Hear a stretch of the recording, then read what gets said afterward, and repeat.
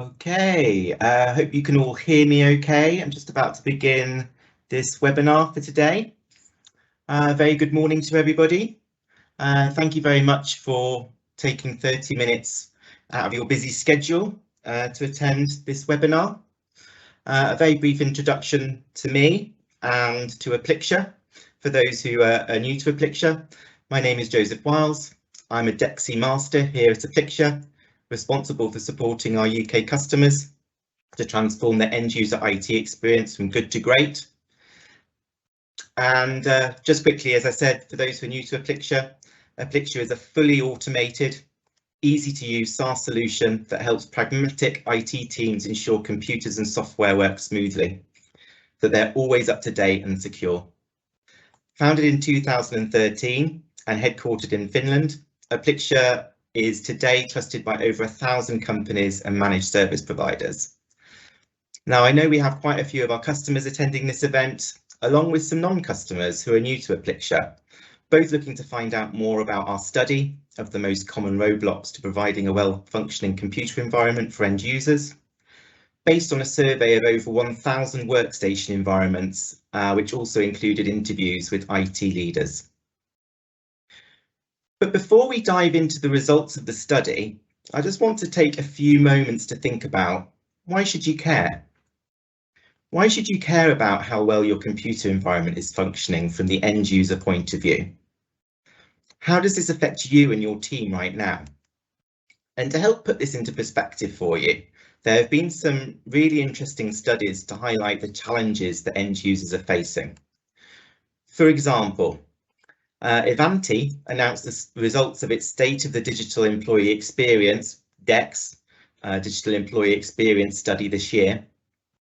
And Ivanti worked with global digital transformation experts and surveyed 10,000 office workers, IT professionals, and the C-suite to evaluate the level of prioritization and adoption of DEX in organizations and how it shapes the daily working experiences for employees. The report revealed that 49% of employees are frustrated by the tech and tools their organization provides, and 64% believe that the way they interact with technology directly affects their morale. Furthermore, 26% of employees are considering quitting their jobs because they lack suitable tech. 42% have spent their own money on better tech to work more productively, and 65% believe they'd be more productive if they had better technology at their disposal. Now, this clearly highlights, several significant issues with employees' experience of IT, which is further affected by the fact that, according to a study by CIO Insights, 53% of employees do not contact service desk when facing problems, but actually try to fix the problem themselves or ask a colleague for help. So how does this affect IT teams and the way they work? Why are their end users experiencing these problems? And what is the impact on them as a team, the impact on their employees they are serving, and the impact on the business at large? These are really big questions and probably one for another presentation. However, these studies highlight a big problem, which is that most IT teams are relying on the end user to report issues with their computers, meaning that the end users are the monitoring system for when things have gone wrong. And this problem is obviously further compounded by the fact that most end users do not report issues straight away. And so by the time IT hear about it, there's already been significant disruption already for the end user IT experience, and it's been negatively affected. So this leads to IT teams generally firefighting issues and working reactively as each issue arises. And so I think that sort of leads quite well into the next part, which is the results of the study. So as I mentioned before, what our research is finding here at Applixure from a survey of 1,000 company workstation environments and interviewing many IT leaders is that a lot of the issues, or roadblocks, as we've called it, that end users are facing with their computers are often going on under the radar of IT. And without further ado, I'd like to share with you today what the common roadblocks are. So these are the key findings of the study, which we will go through each one in a bit more detail and share some interesting statistics for you. But just on a high level, these are the most common roadblocks. So we've got high memory usage, performance degradation, laptop battery wear, startup times, operation system versions and builds, disk encryption, local admin rights, software versions including unapproved software, critical security updates. So let's sort of jump in and have a look at high memory usage. So this is sort of one to look for, which is often caused by ever increasing demands on the amount of RAM. Some apps, on the other hand, are leaky. Computers should make employees more productive and not limit their productivity. Often the easiest way to speed things up is to add memory. RAM is relatively cheap and quick to install. And it's important today to make use of data when deciding what computer models and specs that employees need. General recommendations are often far from adequate, and based on them, sizing can go wrong in terms of performance when selecting undersized machines for users in relation to the application load needed for the job. The applications needed to perform work tasks are the most important determinant when considering how powerful computers need to be, and data should be harnessed for defining the specs for new computers. So our study of 1,000 computer environments found that 45% of 8 GB laptops have high memory issues, and that's whereas compared with 16 GB laptops, just 2% have high memory issues. And what you'll find is high memory usage will also impact the performance, which leads to our next common roadblock, which is performance degradation. Now, the reason for performance degradation is not solely due to high memory usage, but it can be a good indicator. Computers tend to lose some functionality and run slower over time for many reasons, such as each new software adding its own drivers and OS updates applying batch on batch, for example. But with a bit of investigation, you may find out why certain computers have gotten slower and how to fix them. And as a final resort, reinstalling often makes things run faster. But first, you have to actually identify which computers have performance degradation issues. And our study found that 16% of laptops, 16% of desktops, and 20% of laptops were experiencing repeated performance degradation, meaning that the end users were experiencing significant slowness or non-responsiveness. So next, battery wear. Lithium-ion batteries degrade over time, which means the computers need to be charged more often. Pretty soon the user has to carry a charger around with them everywhere, and looking for power outlets or fighting for the few that are available becomes the norm.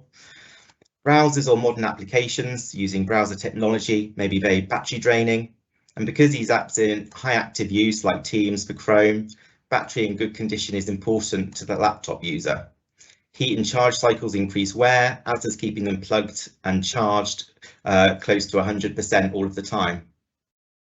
For this reason, for example, macOS detects if a laptop is usually kept plugged in and stops charging at around 80% battery life, while a new modern laptop battery may last the entire day.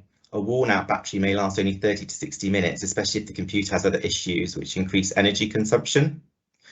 Always carrying a charger with you becomes a real chore, especially as we humans tend to forget things and have to turn back to pick up the charger we forgot at a desk at home, in a meeting room, or a client. A worn-out battery often leads to accidental power-offs, lost work and productivity when the battery runs out unexpectedly, or because the user forgot the charger. Now, changing a laptop battery to a new one is often a worthwhile investment and a very quick fix, unless the laptop is obviously in its last months of economic use, in which case it's better to buy the employee a new laptop straight away. But what's interesting is that users often don't notice how worn out their battery is, and it is IT's job to detect this issue, order a new battery and invite the user for a short pit stop, and they will love IT for it. In fact, one of our customers told us a story about how they have offices spread all around the country, and so they routinely monitor with Applixure the state of their end user batteries, so that when they're visiting a particular office, which they do routinely, so many times a year, they can take the necessary amount of batteries to replace on the affected computers during their visit. And this kind of service creates a great reaction with end users, with some calling their IT support person Superman, just due to the fact they hadn't reported the issue, but IT had got it in hand anyway and came to fix the issue. And so with taking this in mind, it's really important to understand which devices are experiencing battery wear. You know, and battery wear is where it has only 75% of its rated capacity when fully charged, and which devices have a worn out battery where its capacity has dropped to 50% of its capacity when fully charged, as this will be causing the end user issues. So moving on, next, startup times. Computer startup times are again one thing that tends to get slower over time. Users seldom notice and let IT know about this issue. They just start to work around the problem. For example, they leave computers on all the time, and this is really not ideal as it makes updates more difficult and wastes energy, along with the bills that it will occur with the current prices as they are right now. Those minutes that employees spend waiting for their computers to start up end up costing the organisation a lot of money. And you just have to do the maths, simply multiply the number of minutes by the number of employees. And an interesting study to refer to here is the Robert Half Technology Survey. I'm just going back, sorry, there we go. Yeah, so which actually found that workers lose on average 22 minutes a day due to tech issues. This adds up to over 2 full weeks of work loss per year per employee. And the industry standard is that less than 15 seconds startup time is good, and anything more than 45 seconds is bad. Therefore, it's very wise for IT to monitor startup times and analyse if there are ways to speed things up. So next is looking at OS versions and builds. So the more versions you have in your environment, the more difficult it is to make corrective changes. Some OS versions might have bugs or security issues that are fixed in later versions. Some might even have serious vulnerabilities. And if you want to improve your end user environment and make it more secure and easier to manage, one key task is to reduce the number of OS versions in your environment. So access what versions and batches are actually installed. Many IT management tools may report that an update or batch has been installed when in fact it is indeed being pushed but never actually successfully installed on that computer. Many of our customers are surprised actually by how much the actual situation differs from what they expected. And for example, a major surprise for us was that 30% of desktops were using end-of-life OS versions and 10% of laptops doing the same. So moving on, disk encryption. So disk encryption is something every laptop must have enabled, and it is a good practice to do so also on desktops. In Windows, this means BitLocker. However, not all laptops and desktops have the required hardware, that is, trusted platform modules needed for the BitLocker. And some older versions of Windows do not support BitLocker, which is an example of the importance of ensuring that the right versions of Windows is installed. Our study found that 54% of desktops do not have disk encryption enabled, and 9% of laptops did not have disk encryption enabled. This is a big issue for security. Someone can literally break in, steal your desktops or laptops, and access your data. And this is just a little extra added on to this is secure boot. What we found is that 27% of desktops and 11% of laptops have no secure boot enabled. And if there is BitLocker enabled but not secure boot, then BitLocker is not secure. And if there is no secure boot and unnecessary local admin rights, then the situation becomes even worse, which leads us to our next roadblock, which is unnecessary local admin rights. Now, for Windows, there have always been 2 main rules for building a secure system. First, you need to have a secure boot and BitLocker, or strong physical security. And second, you must not be using admin rights for daily use. Unnecessary admin rights granted to users make your environments less secure and more difficult to manage. Some users may have legitimate reasons for admin rights, e.g. software developers, And there might be some special software that cannot be run with normal user rights, but often unnecessary admin rights are given, forgotten about and not reset, even if they're not needed anymore. And our study found that 16% of desktops, 19% of laptops were carrying additional local admin rights. So these are the key findings we've covered already. As you can see, the ones that are greyed out. And we've got a couple more now. So software versions, including unapproved software and critical security updates. So what I'm going to do now, just bear with me, is I'm just going to stop sharing these slides, and I'm just going to show you examples of these in Applixure, because it's just a really great way to give you a visual on this.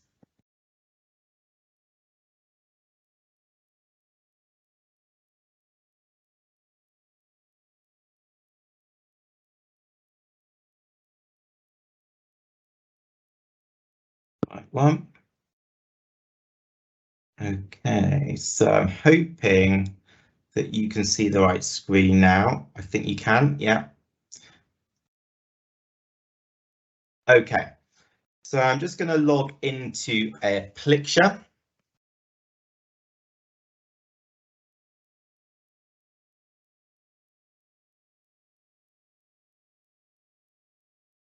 So the first one we're going to be looking at is software versions, including unapproved software. So what I want to do is, what I'm going to do is just quickly click on the software tab.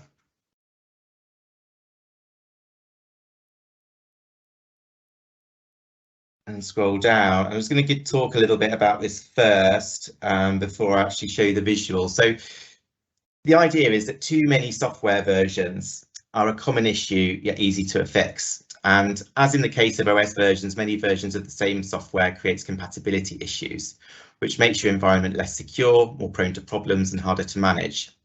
There are versions that have known vulnerabilities or end of life, which should not be in use. Another issue is that there may be software that users have installed on their own, which should not be installed at all. And you'll likely find opportunities to reduce the number of similar software titles you're using that are offering the same solution by deciding on just one to use across the company, making your environment more manageable and easier to support and maintain. So I'm just going to give you a couple of examples of these. So here you've got your software versions. So here you can see that in this instance, we've got in this demo environment, we've got 20 software versions, 20 softwares that have over 15 versions. And obviously these other ones here. So that's a really significant issue that you want to be aware of. And so, yeah, so I think we'll probably move on to the next one now, which is critical security updates installed. So what I want to do here is just take you to issues.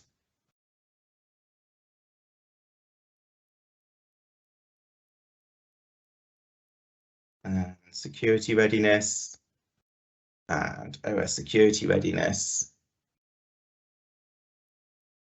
Okay.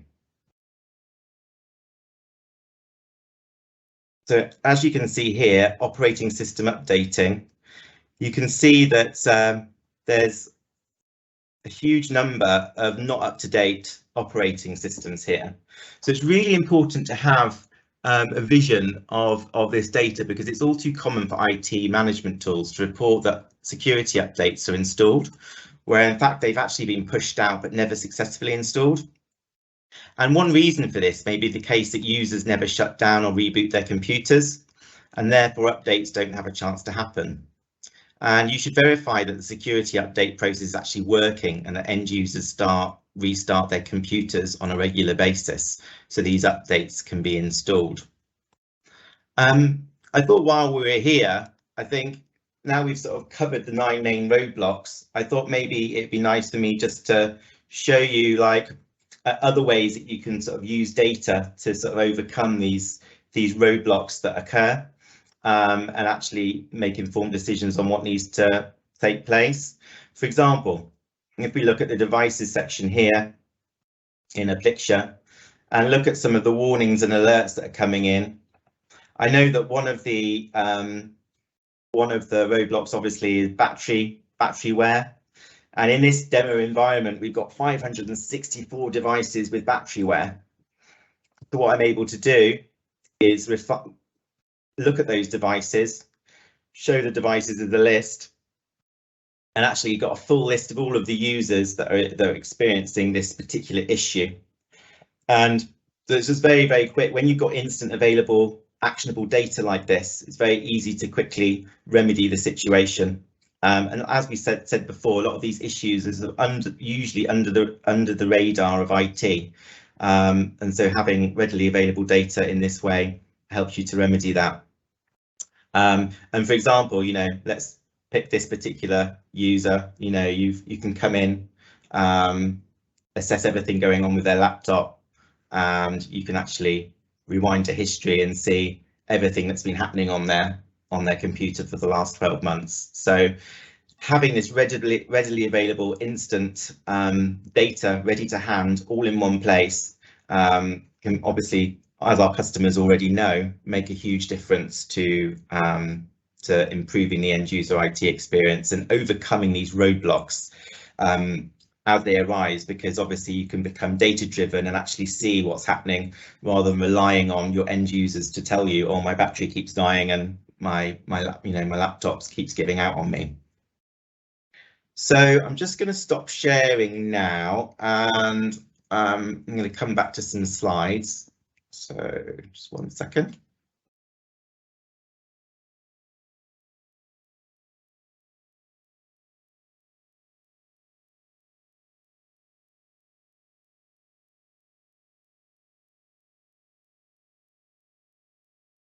Here. Okay. Just going to come back to the slides now. So yeah, so we've sort of covered those key findings. So hopefully I hope you found that interesting. The next part, I just want to sort of go through a few conclusions with you. So we've covered the most common roadblocks to a well-functioning computer environment for end users.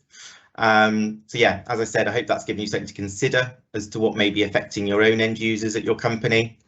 And sort of coming full circle back to what I was discussing towards the beginning of this webinar, is that a lot of these issues, as I've said, are going on under the radar of IT.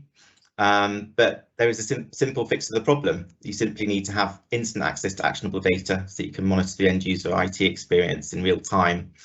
And transition, like I said just before, and transitioning from relying on end users as the monitoring tool to become data driven, moving from a reactive to proactive model of serving your employees. Now, the roadblocks I have presented to you today are just the most common of many, many issues that can occur which are affecting the performance of your computer environment. And the idea is that when you start to become data driven, you can start to understand which issues are having the biggest impact on your employees and IT team. And you can actually look to focus on a few data points at a time and just slowly begin to adapt your processes to take care of these issues when they arise.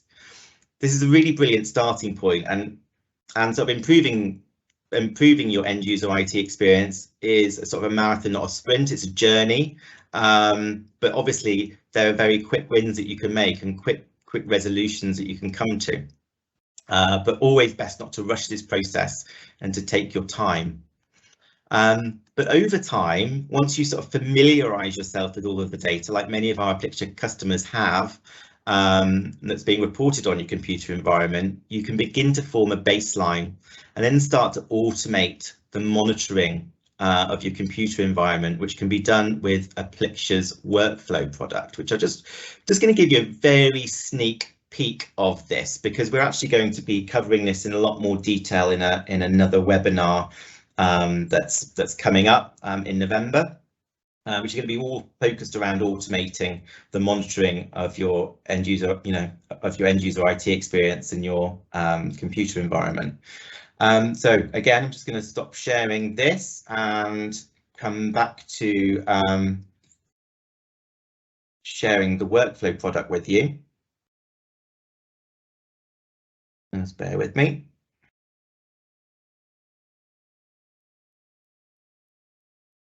Okay, so share.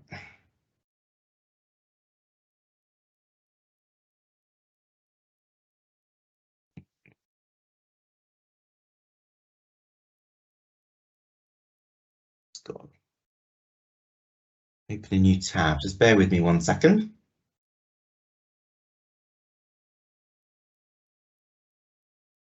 It's there.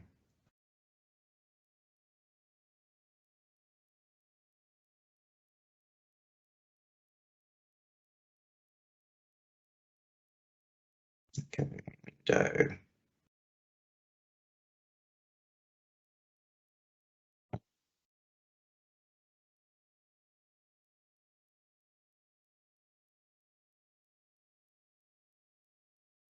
I think that's the only one I've got open. I'm hoping this works. So it's not clear which window it is, but yeah, I think we're back in, which is great. So back to where I was, wanting to show you the workflow product. So I'm logging into that now. Just bear with me. See if I can log in. There we are. Don't know what happened there. So essentially with workflow, like I said, this is a very quick sneak peek, not a demo or anything like that. Just wanted to sort of put this into perspective for you. So the idea with workflow is that you can sort of define, once you've sort of got those analytics coming in and understanding your data, you can define your own baseline for events that you do not want to happen. So essentially deviations to your baseline are shown in here in these cards that are brought in. So you obviously predetermine the rules as an IT department, you know, what actually then creates a card, and then the new card is automatically created to this view, along with an email alert to the admin, or in your ticketing solution if you so wish. And the cards can then also be assigned to the relevant member of your team and can be progressed through this sort of Kanban style board. So obviously you could assign to whoever it is that's responsible for this particular area, and you sort of move the cards through until they're sort of being resolved. So that is just a very, very quick sneak peek of workflow, and obviously more applicable for our customers, because obviously the first step is to get analytics running and get that working for you and to understand the data. But then once you've got to that point and you sort of start to form a baseline, you then can maybe implement workflow and start to automate the monitoring, which is where, you know, which is really where the sort of proactive IT really starts to begin in full force. So I'm going to stop sharing again and bring you back to a slide. 1 second.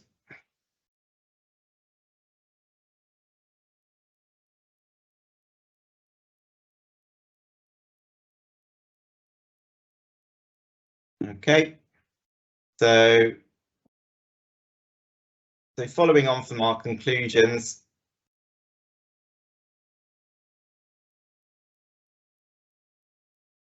opening up my slides, 1 second. Okay, so following on from our conclusions, you know, I've sort of highlighted this already slightly, but we've got these sort of 3 main areas, sort of, and portfolio, so to speak, of achieving DEXI, you know, digital employee experience improvement. So the idea is the journey is not a sprint, you know, and it always must start with analytics. So if, you know, if there are new customers out there, people new to Applixure or new customers out there, really important to understand that you need to start with the data and really understand what matters to you most so that you can define that baseline. Then you can begin to automate your monitoring with a solution like Workflow, which I've just given you a sneak peek of. And then you come full circle by surveying your end user experience directly from the end users themselves, which is actually going to complete the Applixure DEX portfolio, which we are going to be launching very soon with a solution called Feedback. This is a highly significant new feature that we've been working on for some time now, and will allow IT teams to send out user experience surveys to their end users to help them understand the general experience of their end users, as well as to understand the impact that certain issues are having. This can sort of then help IT teams to further understand the data that is most important and adjust their baseline accordingly as needed. And just as a little teaser, we'll be announcing more about feedback soon for those that are interested. But for those that are not yet using Applixure, I'm just going to stop sharing this again and just take you on to a different page. Let me just share again.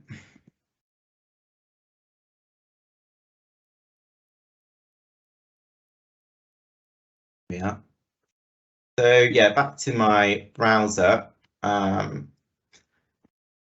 So the idea is, for those that are not yet using Applixure, I know we've got some new to Applixure on this webinar today.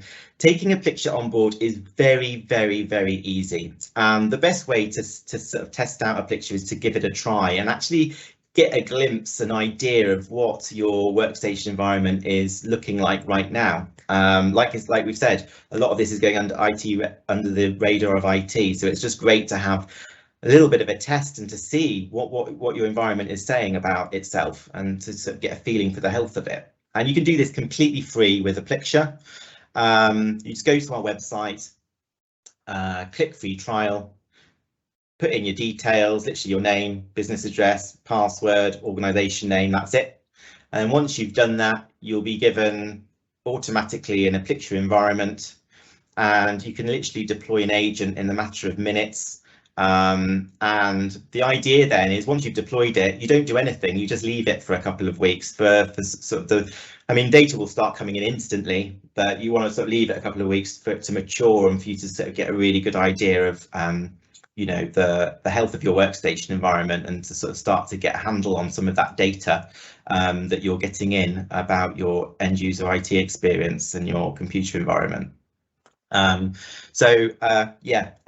sort of strongly recommend anyone who are sort of thinking about this to sort of just give it a try and see what they can find out about their environment. And obviously, your Dexy Masters here at Applixure. I'm the Dexy Master for the UK, but we've also got Mikko and Paavo based in Finland. We're all here to help you get that going and give you any advice that you need as it comes along. So I'm just going to stop sharing this now and share a different slide again. Just bear with me.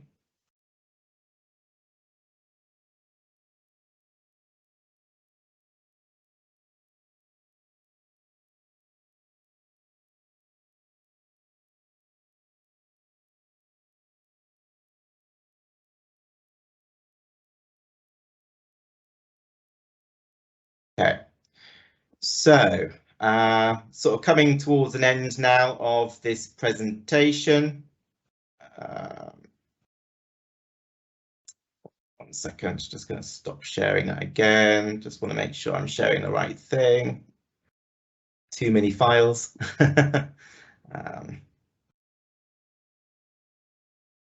Yeah. There we are. That's fine. Okay.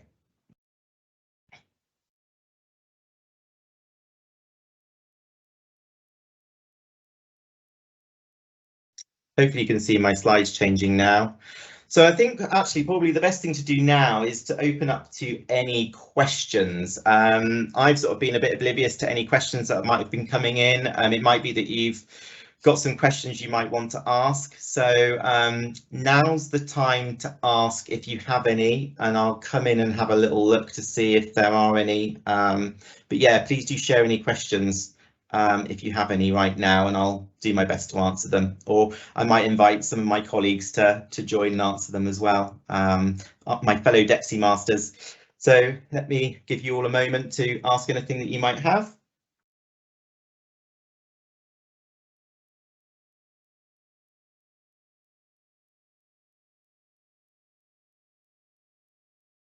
We have a first great question here regarding workflow. Okay. And they ask does it require a new agent, or can we access workflow from Applixure? Yeah, and thanks for the great question. The answer is quite simple. No, you don't need to require new agent. All you have to do is to contact your local Deximaster, and they will enable the workflow for you. Absolutely, yeah. And on that note, actually, I'm just going to go to the next slide because talking about your local Deximaster, here we are. So you've got myself, Mikko and Paavo. As I said, Mikko and Paavo are based in Finland. I'm based in the UK for our sort of UK customer base. So any questions whatsoever, if you're sort of just curious about just getting started and sort of getting an idea of your you know, the health of your workstation environment, how you can improve your end user IT experience, then please do get in touch with us. But if you're a customer, been with us a while and intrigued about how to take your proactive IT and end user IT experience to the next level by potentially looking at workflow, you know, do get in touch with us and we'll help set you up on a trial of that and give you the support that you need to sort of give it a go. Yeah. But without any further ado, I mean, if there are no more questions, I think that brings us to a close. Yeah, Joseph, we got one more because someone asked, can they trial workflow? Yes, it's possible. You have a possibility to test it for free for 30 days. Yes. Contact your local Deximaster. We will absolutely help. Yeah, we're here to help anytime. Great. Well, I think that's sort of coming to the end of the webinar today. I think we've run over by a few minutes. Apologies for that, but thank you very much for your time today. And like I said before, we will be holding another webinar in November, focused more around the steps you can take to automate the monitoring of your you know, end user IT experience in your computer environment, to help you become as proactive as possible. So yeah, so we'll be giving out some announcements on that very soon. We look forward to seeing you then, but until then, goodbye for now, and thank you very much for your time. All the best. Bye now.